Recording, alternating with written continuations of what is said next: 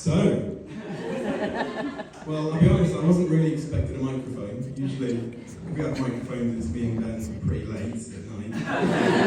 That might be a consistent theme throughout the speech. Just one more time, Vicky, you look amazing today. You really do. So everyone give Vicky another round of applause.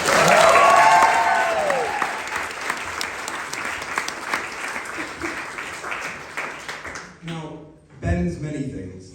One thing he isn't is conventional. For that reason, I thought I had to make a speech that was unconventional. So, I've written a poem. Bear with me. It won't be as bad as you think. Ladies and gentlemen, let's embrace this wonderful feeling whilst I take you on a journey this summer's evening. Together, we'll adventure through Benjamin's life, from beginning to middle to finding his wife. Aww. A disclaimer before I lay Ben's life out like an infantry.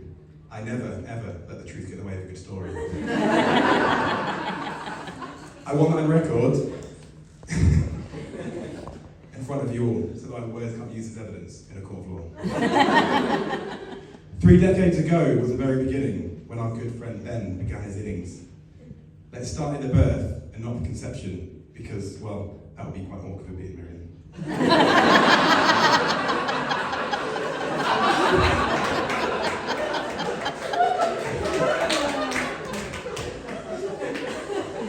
November. It was cold. Autumn was fading to winter. Christine broke Peter's hand and he let out a whimper. But the pain he was feeling was instantly gone when the midwife handed Peter his son. Christine held her son on the hospital bed. She looked up and thanked God for Ben's tiny head.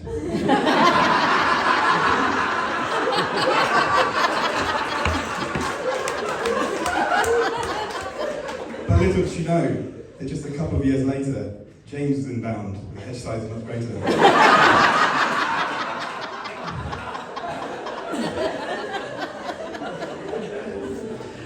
Back to Croydon, the young parents went, but instantly, one thing became apparent.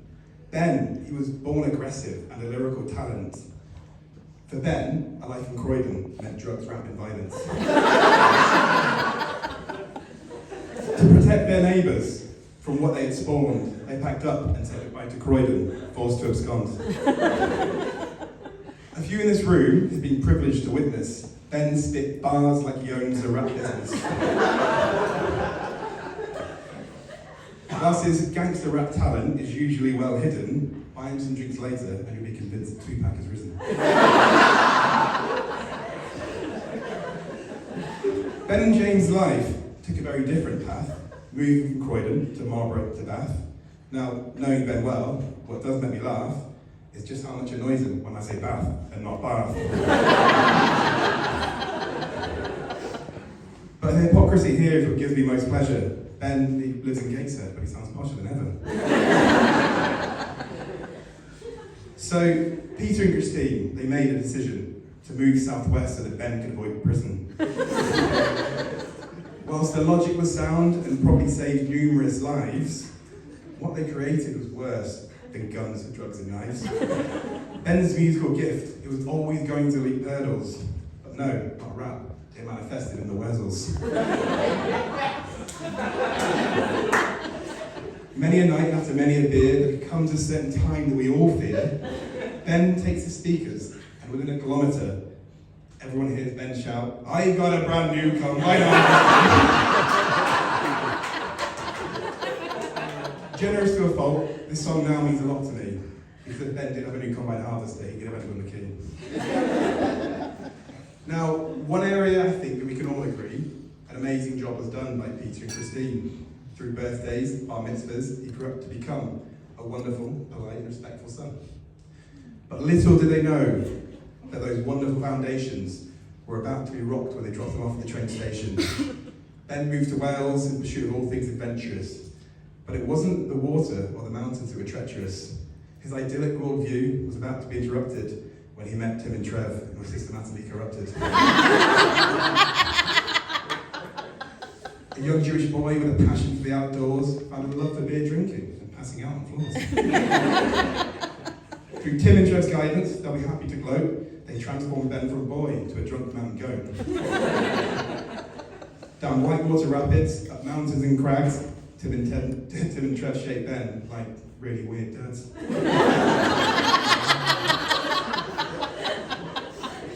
They set him up well for his next stage in life, just one of many that led Ben to his wife. Whilst not their intention, they prepared Ben well for joining Sandhurst for 44 weeks of hell. Now, with a Queen's Commission and soldiers to steer, you'd be reasonable to think that things would get less weird. Alas, this is Ben. His fate was written in the stars. Things could only ever go from bizarre to bizarre. Second Lieutenant Walters was dropped in at the deep end, dropped off in a pool with fierce, tiny men. Part boy from Bath, part mountain goat, with the ability to sing the Wurzels without missing a note. Here began his next peculiar merger, when Ben from Bath became part Gurkha.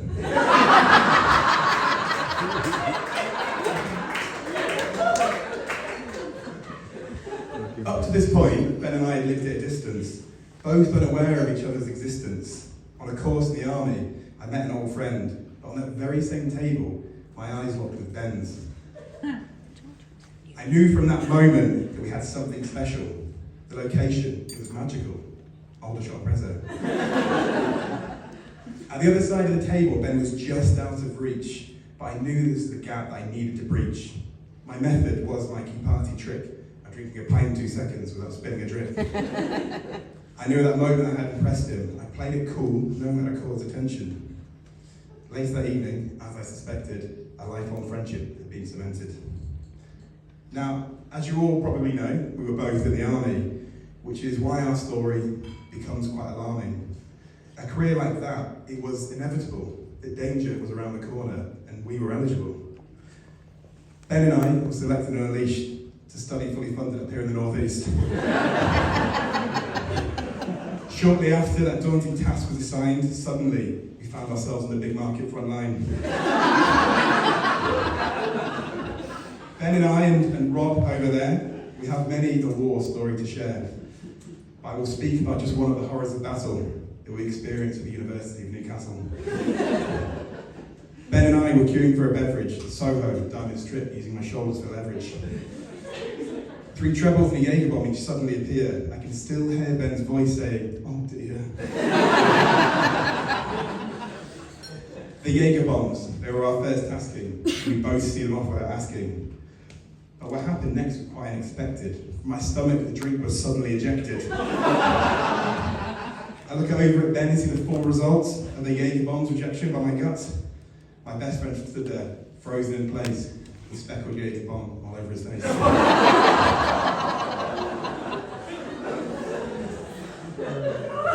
Thinking quick, I used my sleeve to wipe his face. We had no time to grieve.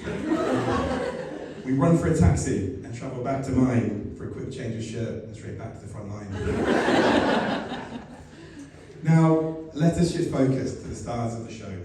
It's time for Ben and Vicky to glow. This is where the love story truly begins, the moment for which this whole day underpins. Think Romeo and Juliet, fusing death not included. How did they meet?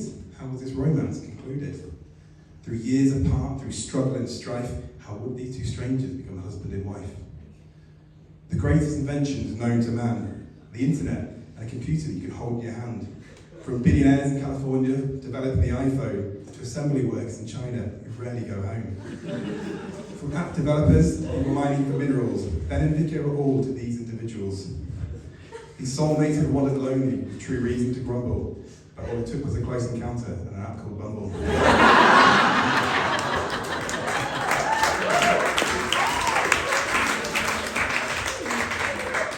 Yes, I know, it's clear to me, romance isn't dead, it's here for all to see. A Bumble match was all it took, and with the rest, you could probably write a book. Chapter 1 for the newlywed couple is started with a walk like awkward romance novels. Ben arrives on a windy day with a picnic in hand to sweep Vicky away. A walk from South Shields towards Sunderland, arms and sausage rolls, the recipe is my loves. The springtime breeze blew from the coast, Ben's moustache hypnotised Vicky, she was engrossed.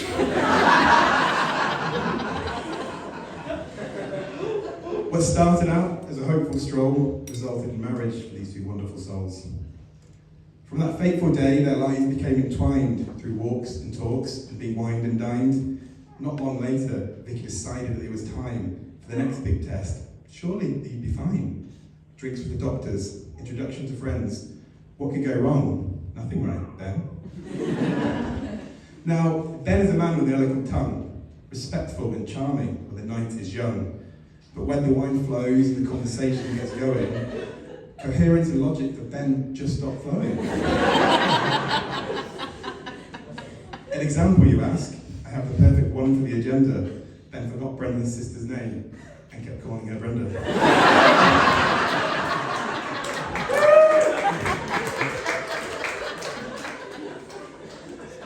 Fortunately for Ben, he cracked an enigma. Doctors being sensible, it's just a misunderstood stigma. Ben was accepted despite his inability to read the room well when alcohol inhibits his stability. We're coming to the end. I promise it's near. But I have just one thing that I want Vicky to hear.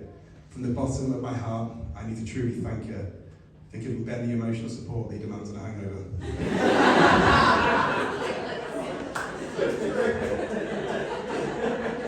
For many years, that was my role. Do I miss it? The answer is most certainly no. This process, it can be stressful, and I just wasn't equipped.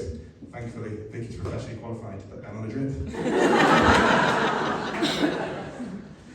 So, on behalf of everyone here to say, thank you both for this incredible day.